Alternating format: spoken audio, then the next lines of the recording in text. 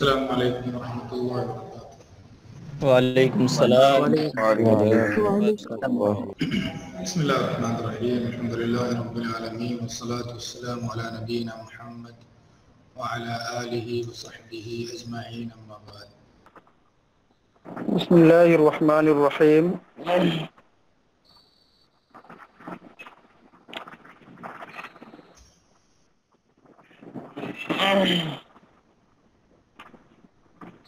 قال حدثنا يحيى بن بكير قال حدثنا الليث عن عقيل عن ابن شهاب اس سے پہلے والی حدیث قال ابو سلمة فأخبرني ابن عباس أن أبا بكر خرج وعمر يكلم الناس فقال اجلس فأبى فتشهد أبو بكر فمال إليه الناس وتركوا عمر فقال أما بعد فمن كان منكم يعبد محمدا فإن محمدا قد مات ومن كان يعبد الله عز وجل فإن الله حي لا يموت قال الله عز وجل وما محمد إلا رسول قد خلت من قبله الرسل إلى الشاكرين والله لكأن الناس لم يكونوا يعلمون أن الله أنزل حتى تلاها أبو بكر فتلقاها منه الناس فما يسمع بشر إلا يتلوها قال حدثنا يحيى بن بكير قال حدثنا الليث تو آپ پڑھ رہے تھے اس سے پہلے کہ ابو بکر صدیق رضی اللہ تعالیٰ عنہ نبی صلی اللہ علیہ وسلم کے پاس گئے اور چادر ہٹائی، نبی صلی اللہ علیہ وسلم کو بوسہ دیا اور اسے باہر نکل کر کے آئے۔ تو یہ واقعہ ابو سلمہ بن عبد الرحمن بن عوف نے نقل کیا ہے۔ آگے کا واقعہ عبداللہ ابن عباس رضی اللہ تعالیٰ عنہ سے، جو گھر کے اندر کا واقعہ تھا وہ ابو سلمہ نے نقل کیا ہے عائشہ رضی اللہ تعالیٰ عنہ سے۔ تو گھر کے اندر عائشہ رضی اللہ تعالیٰ عنہ موجود تھی۔ یہ اندر کا گھر کے اندر کیا ہوا، کیسے آئے ابو بکر رضی اللہ تعالیٰ عنہ، باہر نکل کے آئے تو کیا ہوا تھا، اس کو نقل کیا انہوں نے کس سے؟ عبداللہ ابن عباس رضی اللہ عنہ سے۔ تو ایک ہی حدیث کے اندر دو صحابہ کرام کو جمع کیا ابو سلمہ نے، کیونکہ واقعہ ایک ہی ہے، لیکن اندر گئے تو کیا اعمال کیے اور باہر آ کے کیا خطاب کیا انہوں نے۔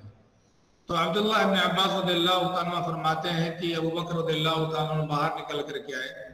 اس وقت عمر رضی اللہ تعالیٰ عنہ لوگوں سے گفتگو کر رہے تھے۔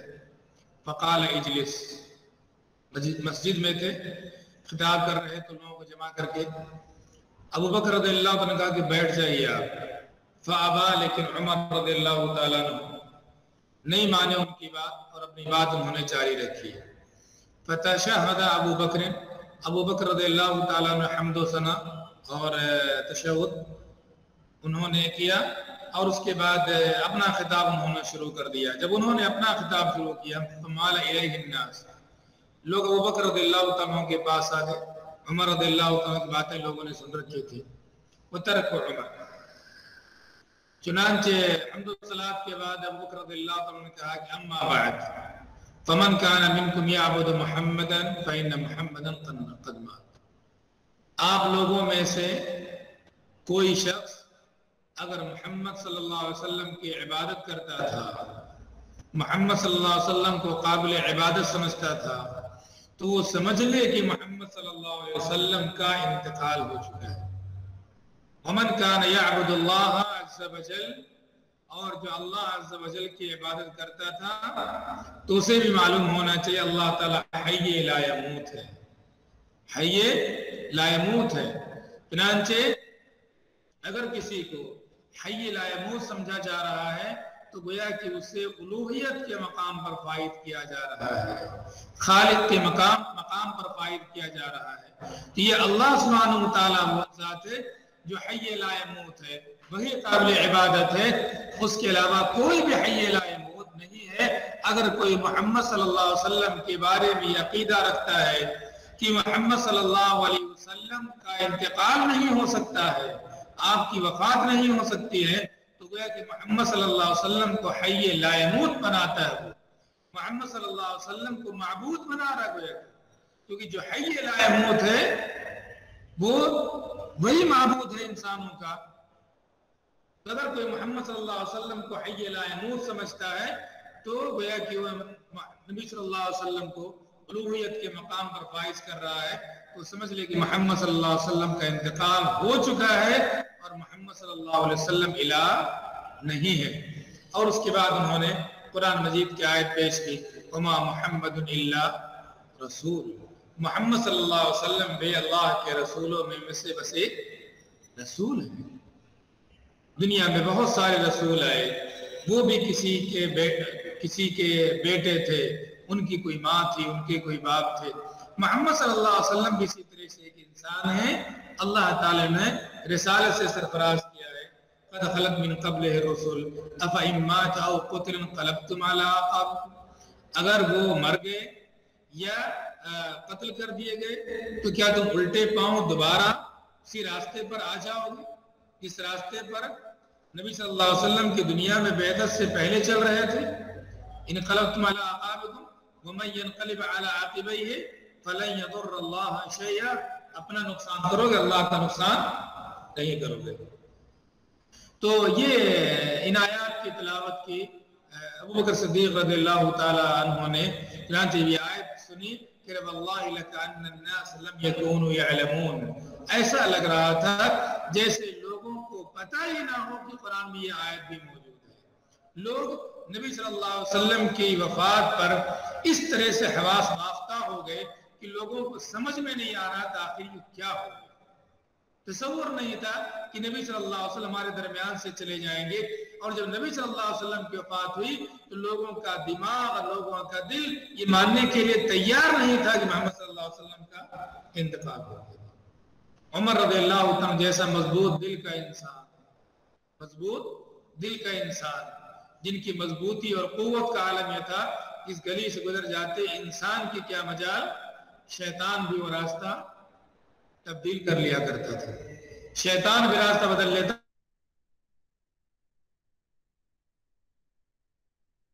ادھر سے عمر آ رہے ہیں، اتنے مضبوط دل کے انسان تھے، اس کے باوجود ان کا یہ حال تھا۔ انہوں نے کہا کہ اگر کوئی شخص یہ کہے گا کہ محمد صلی اللہ علیہ وسلم کا انتقال ہو گیا ہے تو اس کا سر تن سے جدا کر دوں گا، انتقال نہیں ہوا نبی صلی اللہ علیہ وسلم۔ کہہ رہے کہ فرماتے عمر رضی اللہ عنہ میرے دماغ میں اس وقت اس کے علاوہ کچھ آ ہی نہیں رہا تھا، دماغ نہیں قبول کر رہا تھا محمد صلی اللہ علیہ وسلم کا انتقال ہو گیا۔ تو کچھ ایسے انسان کے اوپر اس طرح کے حالات ہوتے ہیں، جب انسان پر کوئی بڑی مصیبت آتی ہے تو انسان کے ساتھ اس طرح چیزیں کبھی ہو جاتی ہیں۔ چنانچہ ابو بکر رضی اللہ تعالیٰ عنہ نے ان سے لڑائی نہیں کی، جھگڑا نہیں کیا، ان سے بحث و مباحثہ نہیں کیا، مناظرہ نہیں کیا، سمجھا کہ یہ کنڈیشن ہے جو ان کے اندر ہے، چنانچہ اپنی جگہ آ کر کے اور انہوں نے جو قرآن کی تعلیمات تھی ان کی روشنی میں لوگوں سے بات کی، لوگوں کی بات، لوگوں کی سمجھ میں ان کی بات آ گئی۔ کہہ رہے ہیں کہ لوگ ایسا لگ رہا تھا جیسے اس سے پہلے اللہ تعالی نے آیت نازل ہی نہیں فرمائی ہے، تو کسی دلیل کا ہونا اور چیز ہے اور اس کی طرف ذہن کا جانا دوسری چیز ہے۔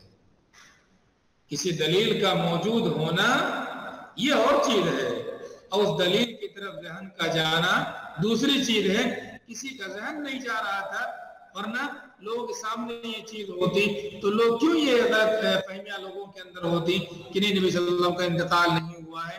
تو کہہ رہے فَتَلَقَّاهَ مِنْهُ النَّاسِ، لوگوں نے ابو بکر صدیق رضی اللہ عنہ کے زبانی آیت لی، فَمَا يُسْمَعُ بَشَرٌ إِلَّا يَتْلُوهَا، جس کی زبان پر سنو اس کی زبان پر بس یہی آیت ہے، جس کو ادھر جو جا رہا ہے وہ اسی آیت کی تلاوت کر رہا ہے، وَمَا مُحَمَّدٌ إِلَّا رسول۔ کتنے مناسب موقع سے کتنے مناسب موقع سے ابو بکر صدیق رضی اللہ تعالیٰ عنہ نے لوگوں کے سامنے لا کر کے قرآن کی آیت رکھی ہے۔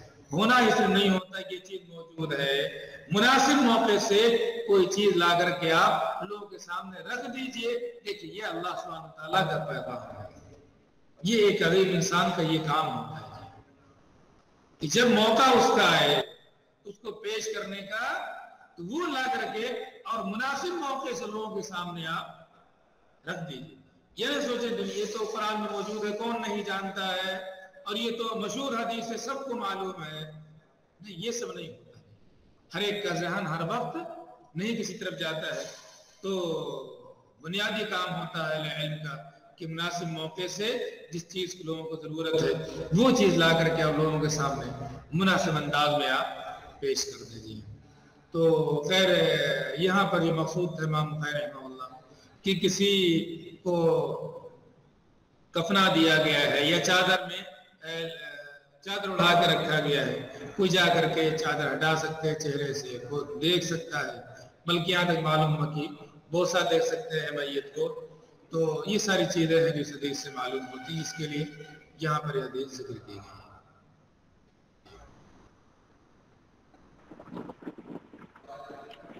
قال حدثنا يحيى بن بكير قال حدثنا الليث عن عقيل عن ابن شهاب قال أخبرني خارجة ابن زيد ابن ثابت أن العلاء امرأة من الأنصار بايعت النبي صلى الله عليه وسلم أخبرته أنه اقتسم المهاجرون قرأة فطار لنا عثمان بن مضعون فأنزلناه في أبياتنا وجعه الذي توفي فيه فلما توفي وغسل وكفنا في أثوابه دخل رسول الله صلى الله عليه وسلم فقلت رحمة الله عليك أبا السائب فشهادتي عليك لقد أكرمك الله.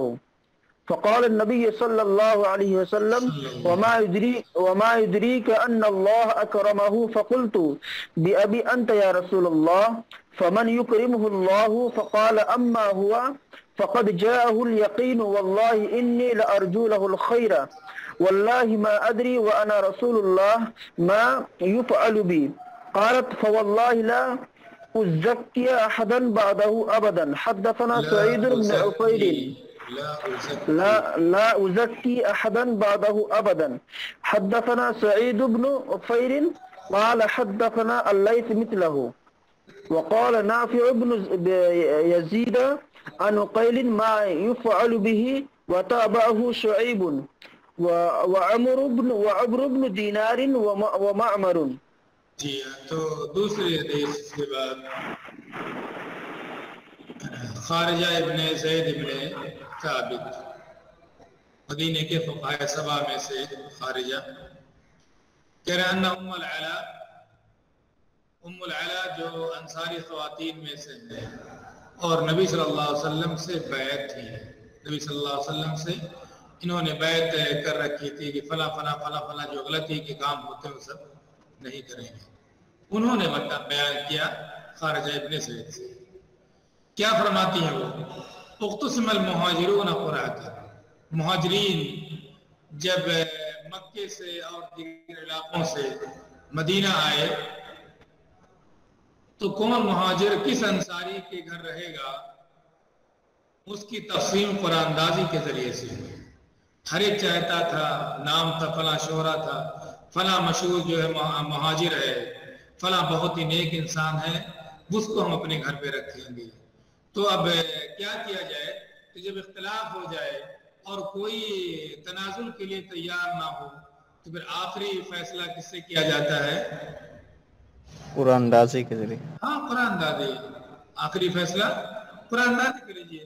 اب جس کی قسمت میں ہو، قرآن اندازی کا مطلب جس کی قسمت میں ہوگا اس کی قسمت میں وہ آ جائے گا۔ جی اب ہم برابری بھی نہیں کر سکتے ہیں، مکمل برابری کر لیں ہر اعتبار سے، کہیں کوئی چیز تقسیم ہو رہی ہو تو 100% برابری کچھ نہ کچھ رہے گا، کس اعتبار سے یہ اچھا ہے، اس اعتبار سے یہ اچھا ہے، کتنا بھی کر لو آپ، لیکن بہرحال وہ 100% تو ہو نہیں پائے گا۔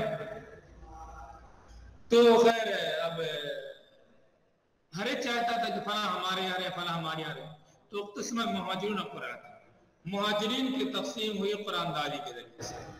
فطار لنا عثمان بن مظعون۔ ام العلا کہتی ہیں ہمارے گھرانے کے نام قرا نکلا کس کا؟ عثمان ابن مظعون۔ رضی اللہ تعالیٰ عنہ۔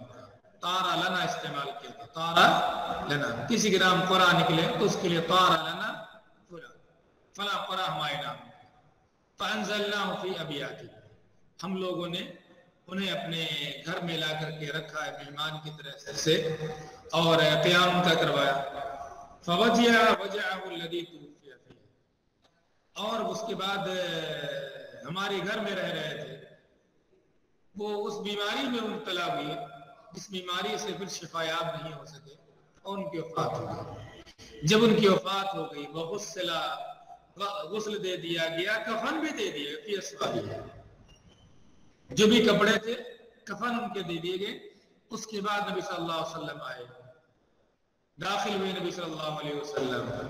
باب یہی ہے دخول علی المیت بعد الموت اذا ادرج فی اکفانہ، یہی بات ہے۔ نبی صلی اللہ علیہ وسلم اس کے بعد تشریف لائے۔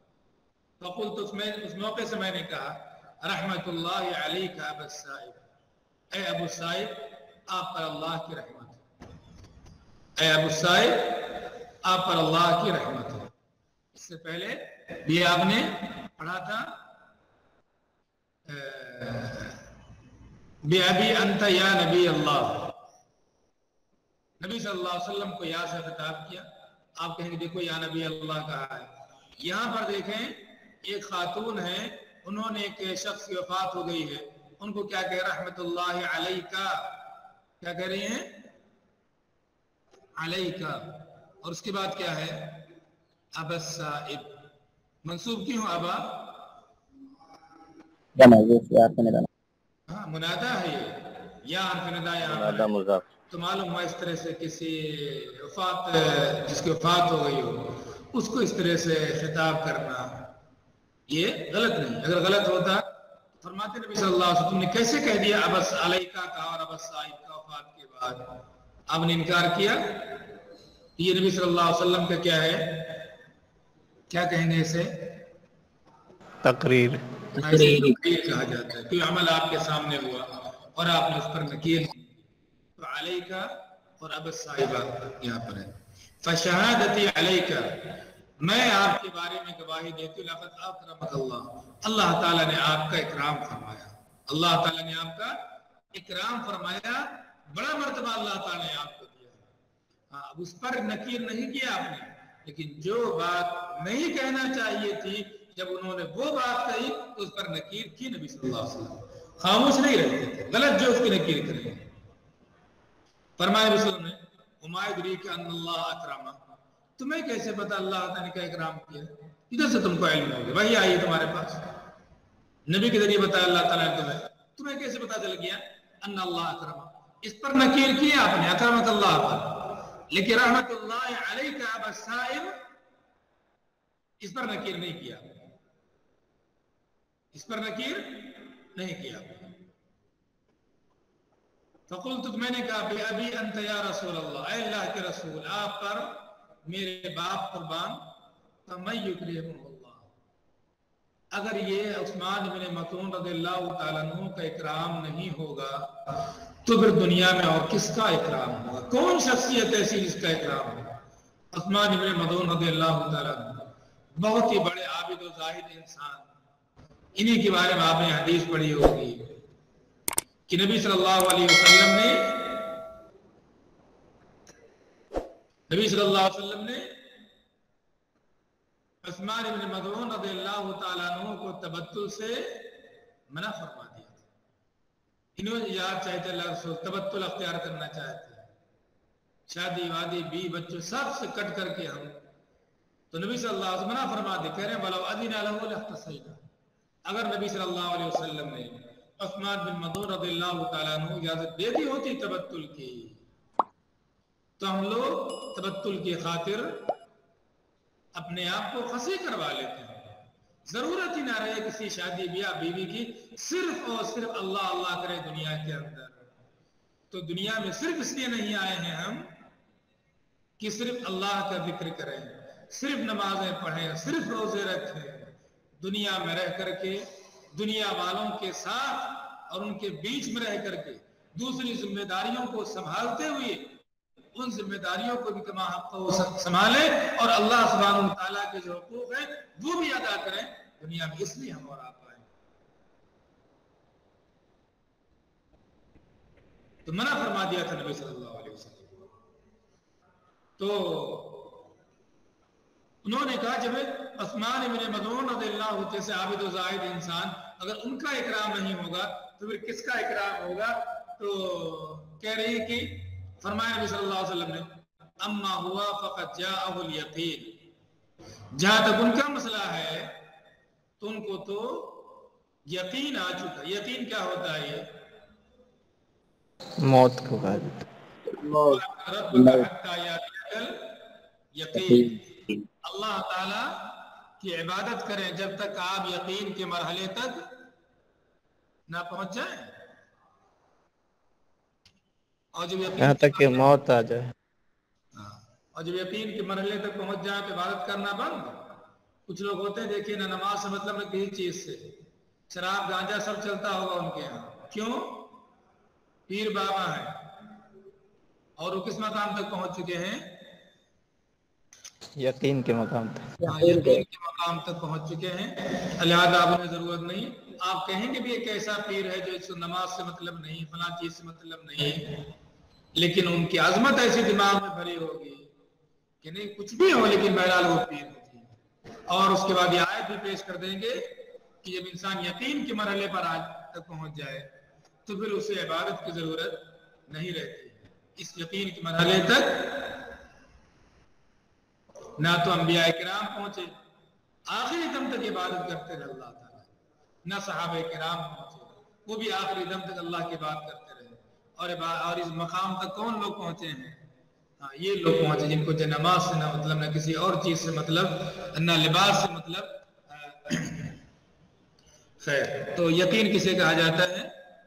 موت کو یقین کہا جاتا ہے کہ دنیا میں جتنی بھی چیزیں ہیں ساری چیزیں ایسی ہیں جن کا شاید انسان کو یقین نہ، کچھ لوگ ہوں جو انکار کرنے والے ہیں، یہاں تک کہ اللہ کا انکار کرنے والے بھی دنیا کے اندر آپ کو مل جائیں گے، لیکن دنیا میں کوئی بھی انسان ایسا نہیں ملے گا جو موت کا انکار کر دے، کوئی نہیں مل سکتا۔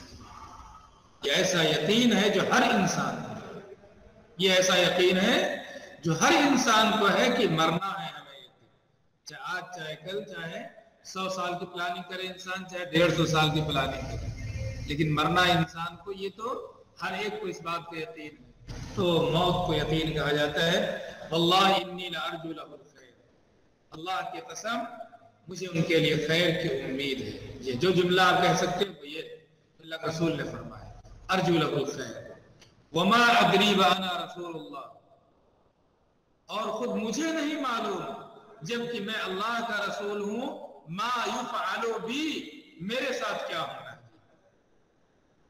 اور آگے امام بخاری ذکر کیا ہے کہ جو عقیل کی روایت ہے اس میں ما یفعل بی کے بجائے ما یفعل بہ، کس کے ساتھ کیا ہونا ہے؟ جی کس کے ساتھ کیا ہونا ہے؟ عثمان بن مظعون، ان کے ساتھ کیا ہونا وہ مجھے بھی نہیں معلوم۔ اور کہ ان کی مطابق شعیب، عمرو بن دینار، معمر، ان سب نے کی تھی، ان سب کی روایت میں ما یفعل بہ، ان کے ساتھ کیا ہوگا مجھے نہیں معلوم، میں اللہ کا رسول ہوں، مجھے بھی نہیں معلوم، میرے پاس وحی آ سکتے اللہ تعالیٰ کی طرف سے، لیکن مجھے بھی نہیں معلوم ان کے ساتھ کیا ہونا ہے، تو تمہیں کیسے معلوم ہو سکتا ہے؟ تمہارے پاس تو وہ بھی ذریعہ نہیں، وحی کا ذریعہ بھی نہیں ہے تمہیں معلوم ہو جائے۔ تو اللہ کی قسم مجھے بھی نہیں معلوم جبکہ میں اللہ کا رسول ہوں کہ ان کے ساتھ کیا ہونا ہے یا میرے ساتھ کیا ہونا ہے۔ بعض روایتوں میں دونوں موجود ہیں، ما یفعل بی و بکم، ما یفعل بی و بکم، میرے ساتھ کیا ہونا ہے، تمہارے ساتھ کیا ہونا ہے وہ مجھے بھی نہیں معلوم۔ تو قرآن مجید کے اندر یہ موجود ہے، قل ما کنت قل ما كنت بدعا من الرسل قل ما كنت بدعا من الرسل وما ادري ما يفعل بي ولا بكم میرے ساتھ کیا ہونا ہے، تمہارے ساتھ کیا ہونا مجھے نہیں معلوم تھا۔ مراد اس سے کیا ہے؟ تفصیل علم، تفصیل علم کی کس طرح سے کیا ہوگا کیا نہیں ہوگا، یہ مراد ہے جو قرآن مجید کی آیت ہے اس کے اندر۔ مراد یہ نہیں کہ بالکل بنا نبی صلی اللہ علیہ وسلم کی احادیث موجود ہیں کہ فرمایا نبی صلی اللہ علیہ وسلم بہت ساری چیزیں موجود ہیں، آپ کے جنت میں جانے کی چیزیں موجود ہیں، سب سے پہلے جنت میں کون جائے وہ موجود ہے، اول شافع اول مشفع موجود ہے، انا سید ولد آدم موجود ہے، ساری چیزیں موجود ہیں۔ تو مقصود یہ ہے کہ تفصیل علم کیا ہونا، کس طرح سے ہونا ہے، وہ ساری معلومات مجھے بھی نہیں ہے۔ تو اس سے ایک بات خاص جو معلوم ہوتی ہے کیا ہے کہ نبی صلی اللہ علیہ وسلم عالم الغیب نہیں، کہ آپ کو ساری چیزوں کا علم ہو، ما کان وما یکون، ساری چیزوں کا علم ہو، ایسا نہیں تھا۔ بریلوی کس چیز کے قائل ہے؟ کبھی ہماری تو کسی سے بات اس طرح کی نہیں ہوئی کہ عالم الغیب کا مطلب کیا سمجھتے ہیں وہ لوگ، عالم الغیب کا مطلب کیا سمجھتے ہیں وہ لوگ، کبھی کبھی ہوتی ہے، غلط فہمی بھی ہو جاتی ہے ہم لوگوں سے۔ تو اگر اس طرح کوئی تصور کرتا ہے کہ جو چیزیں ما کان وما یکون، جو کچھ ہونا ہے ساری چیزوں کا علم یہ اللہ سبحانہ و تعالیٰ کے ساتھ خاص ہے، اللہ تعالیٰ کے ساتھ اور کوئی اس کے اندر شریک نہیں ہے کہ اسے ما کان کا علم ہو اور ما یکون کا علم ہوتی ہے۔ تو کہہ رہے کہ قالت انہوں نے کہا واللہ لا ازکی احدا بعدہ ابدا، اب اس کے بعد کبھی بھی میں کسی کا تزکیہ نہیں کروں گی۔ جو عثمان بن مظعون رضی اللہ عنہ جیسی شخصیت کے بارے میں کوئی جملہ نہیں کہہ سکتے میں، تو اب اس کے بعد کسی کا تزکیہ کرو فلاں ایسا ہے، اب میں کر نہیں سکتا، کسی کا تزکیہ نہیں کر سکتا کہ تزکیہ کسی کر دوں، کس کے لیے تزکیہ لکھ کر کے دے دے بہت اچھے آدمی ہے، پھر انہوں نے کہا اب یہ کام میں نہیں کر سکتی۔ اور چلیے شیخ مطلب کسی کو ہم تعین کے ساتھ کسی کو مطلب یہ بات نہیں کہہ سکتے اگر وہ مطلب صالح تھا زندگی میں، اس کو ہم جنتی نہیں کہہ سکتے؟ جنتی جی جی نہیں، ہم کہیں جنتی کسی کو کہہ سکتے ہیں مولانا سے؟ اگر جنتی ہم کسی کو کہہ سکتے تو جنت کی بشارت جن کو ملی ان میں اور لوگوں میں کیا فرق ہے؟ اچھا گمان تو رکھ سکتے ہیں شیخ، اس میں کون سا؟ اللہ کے رسول نے کہا انی لارجو لہ الخیر، اللہ انی لارجو لہ الخیر، یہ سب رکھیے، امید رکھیے، امید بھی رکھیے، اللہ کی ذات سے امید ہے، لیکن فیصلہ کرنے والے ہم اور آپ نہیں ہوتے۔ جی اس موقع سے جب غزوہ حنین میں غالباً کسی شخص نے بہت قتال کیا تھا، ان لوگوں نے کہا کہ کسی نے تو ایسا کارنامہ انجام ہی نہیں دیا، معلوم اس کے بعد وفات ہوئی، لوگوں نے کیا گمان کیا کہ شہید ہے انسان۔ اللہ تعالیٰ فرمایا کہ النار، کہاں گیا وہ شخص؟ جہنم میں گیا وہ شخص، کیونکہ اس نے کچھ ایسے اعمال کیے تھے جس کی وجہ سے جہنم کا مستحق ہوا وہ انسان۔ تو کسی کے بارے میں ہم یہ کہیں کہ فلاں جنتی ہے فلاں جہنمی ہے، یہ فیصلہ کرنا ہمارا اور آپ کا کام نہیں ہے، یہ فیصلہ اللہ تعالیٰ کے لیے چھوڑ دیا۔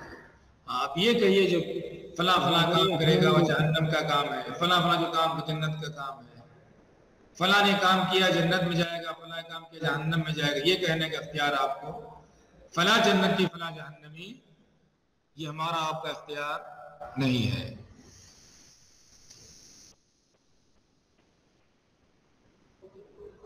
شیخ یہ ابھی اس وقت میں لبیک و سعدیک یا رسول اللہ اس طرح کے جو الفاظ حدیث میں ہیں اس کو دلیل بنا کے یہ بولتے ہیں کہ لبیک یا رسول اللہ بولنا ہی جائز ہے، اس کے بارے میں کیا کہیں؟ کس لیے بولیں گے؟ نبی صلی اللہ علیہ وسلم لوگوں کو آواز دیتے تھے، بلاتے تھے، اس موقع سے کہا جاتا ہے یہ، جب کوئی کسی کو آواز دے بلائے تو اس موقع سے کہا جاتا ہے۔ یہاں پر لبیک اور فلاں کی کیا مطلب ہے؟ کس نے آپ کو آواز دی ہے؟ کس نے آپ کو بلایا ہے؟ ہر چیز کا کوئی موقع ہوتا ہے، ہر چیز کا محل ہوتا ہے، جب چاہے جو لفظ استعمال کریں۔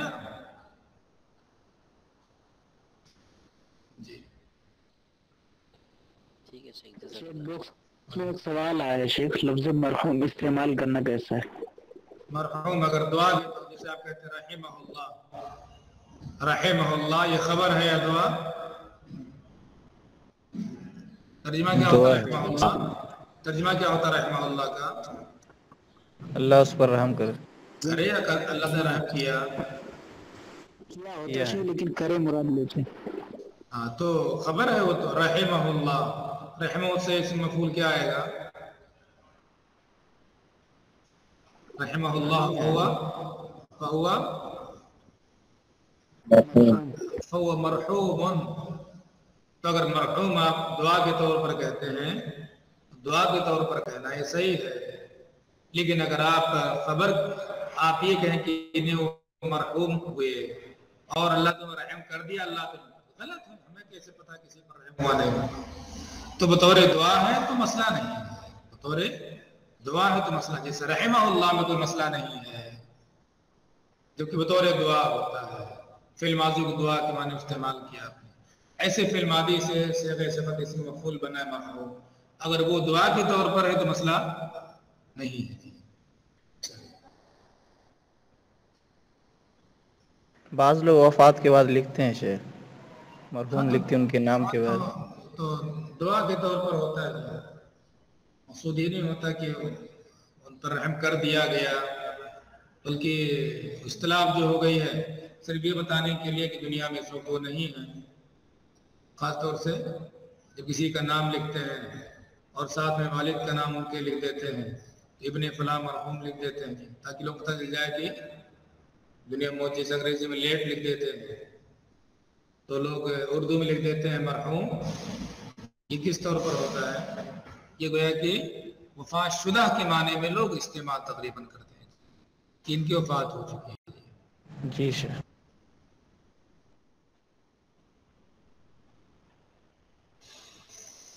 جی آگے چلیں. قال حدثني محمد بن بشار قال حدثنا غندر قال حدثنا شعبة قال سمعت محمد بن المنكدر قال سمعت جابر بن عبد الله قال لما قتل أبي جعلت أكشف الثوب عن وجهي أبكي.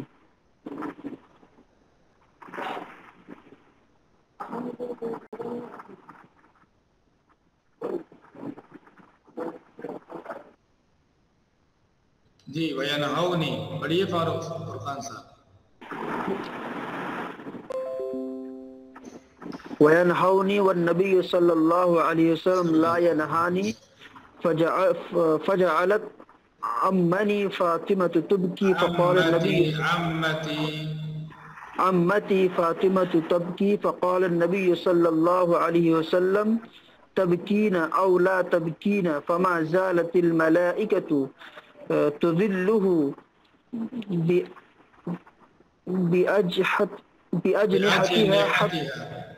بأجنحتها حتى رفعتموه. وتابعه ابن جريح قال أخبرني محمد ابن المنكدر سمع جابرا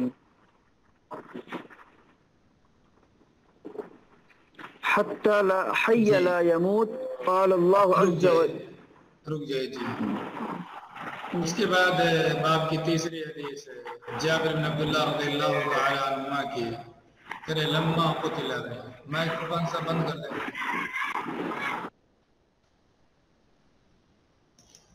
تو کہہ رہے ہیں کہ لما قتل ابی، جب غزوہ احد میں میرے والد صاحب قتل کر دیے گئے.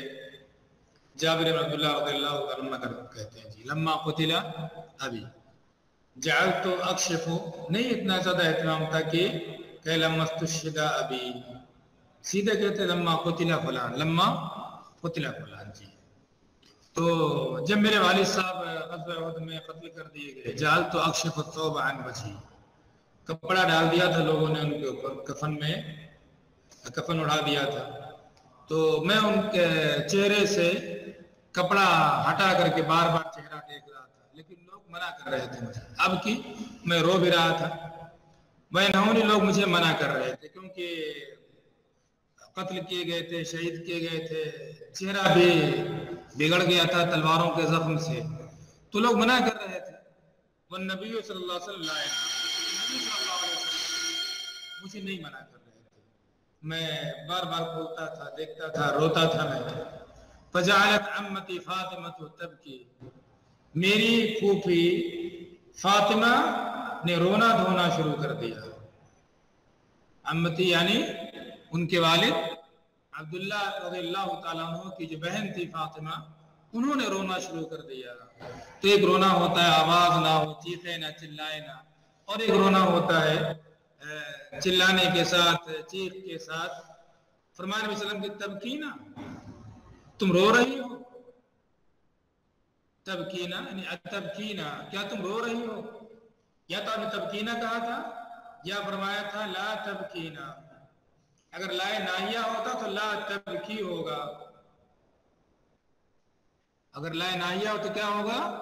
لا تبکی، یا کے ساتھ نون نہیں رہے گا، نون نہیں رہے گا.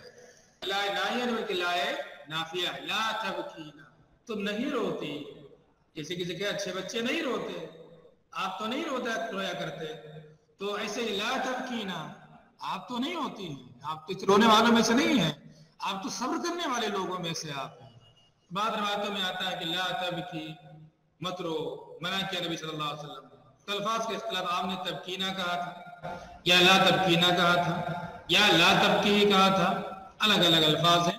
مقصود یہ کہ نبی صلی اللہ علیہ وسلم نے رونے پر نکیر کی تھی. ان کے معلوم ہوا ایک رونا تھا جابر رضی اللہ تعالیٰ اور ایک رونا تھا کس کا؟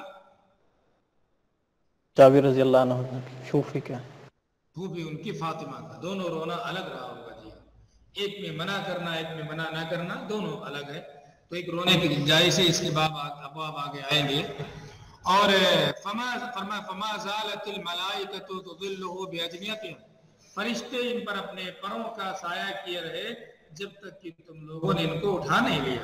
یہ روئی اس وقت یہ جنازہ اٹھایا گیا تھا، تب روئی تھی، آواز نکل گئی، ان کی چیخ نکل گئی، ان کی جنازہ اٹھایا گیا، بھائی اٹھا کے لے جا رہے ہیں، اب دوبارہ دیکھنا نصیب نہیں ہوگا. تو فرمایا ہم نے کہ فرشتے ان کو سایہ کیے رہے. تو جس پر فرشتوں کا سایہ ہو، فرشتے جس پر سایہ کریں اپنے پروں کے ذریعے سے، اس پر رونے کا کیا مطلب، اس پر آنسو بہانے کا کیا مطلب؟ ایسے شخصیت پر روئے کہ اس کو جو پریشانی میں جا رہا ہو، مشقتوں میں جا رہا ہو، جس کو فرشتے سایہ کر کے لے جا رہے ہوں، اس کا مقام کیا ہو سکتا ہے؟ لہذا رونے کا کوئی مقام نہیں، رونے کی کوئی ضرورت نہیں ہے. تو اس سے معلوم ہوا کہ وفات کے بعد جو باب قائم کیا ہے کہ میت جہاں رکھا وہاں پر جانا، چہرے سے کپڑا ہٹانا، دیکھنا، یہ صحیح اور درست. السلام علیکم ورحمۃ اللہ. شیخ یہ وعلیکم بدعتی السلام. کے پیچھے نماز درست ہے؟ کس کے پیچھے؟ بدعتی امام کے پیچھے، حتیٰ کہ بعض لوگ تو شرک بھی کرتے ہیں، تو نماز درست ہے ان کے پیچھے؟ یہ سمجھ میں نہیں آیا کہاں سے کون سا مسئلہ ہوا ہے جی احتشام یعنی صاحب.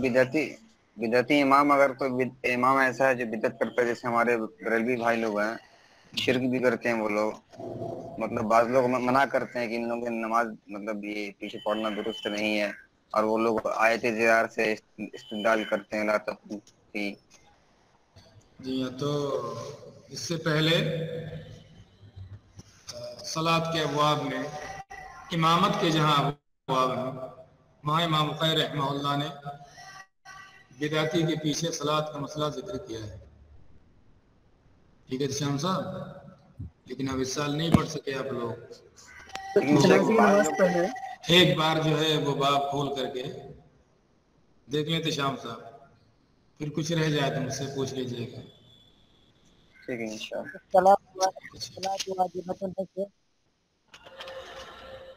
کیا کہہ رہے ہیں مولانا صاحب؟ الصلاۃ واجب،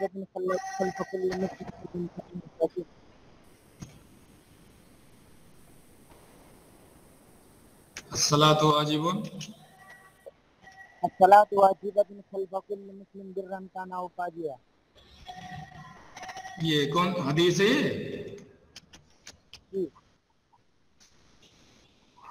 انہوں نے جو سوال کیا ہے وہ سوال کیا ہے बिदाती के पीछे सवाल किया इन्होंने। और आज बता रहे हैं कि कोई नेक इंसान है बद इंसान, तो बद इंसान और होता है और बिदाती इंसान और होता है। अगरचे मैं यहाँ पर बताया ना कि बिदाती के पीछे पढ़ें या नहीं पढ़ेंगे, ये मैंने बताया नहीं। मैंने कहा कि वो बाप देख लीजिएगा हदीस, किस जरूरत समझे तो पूछिएगा। ठीक है, अच्छा, अस्सलाम वालेकुम। शेख मैं रसूलुल्लाह का